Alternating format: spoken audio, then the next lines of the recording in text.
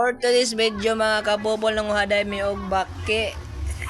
Ano mi anang gabi karon nato nang hanloan. Ubalin na ako ang kambal ako nga kumangkon si EG og si Justin.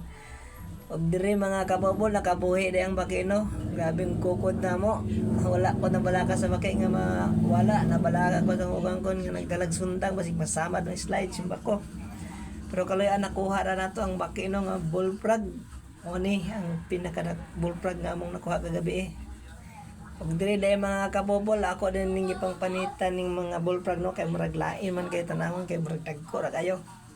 By the way ako din silang ipang panitan kay murag dagko ra kaayo gyud murag di masuod sa kan. Mo na ning ikaduhang bullfrog namong nakuha no dak mo ni ang pinakadakko nga bullfrog nga among nakuha.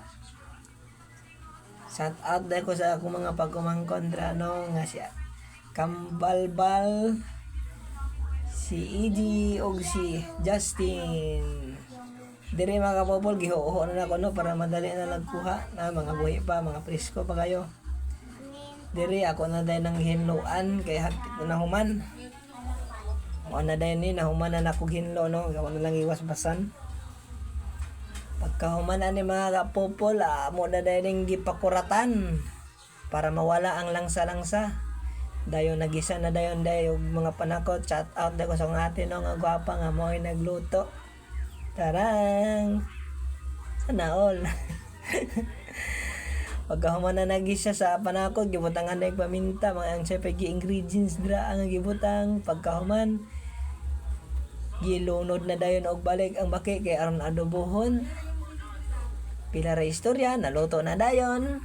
Tara, mga una dayon ta. Let's go. Super yummy talaga. Shout out na ko sa kong bayaw da no na naka-green og sinina nga nang suri-suroy. Shout out da pa rin kay.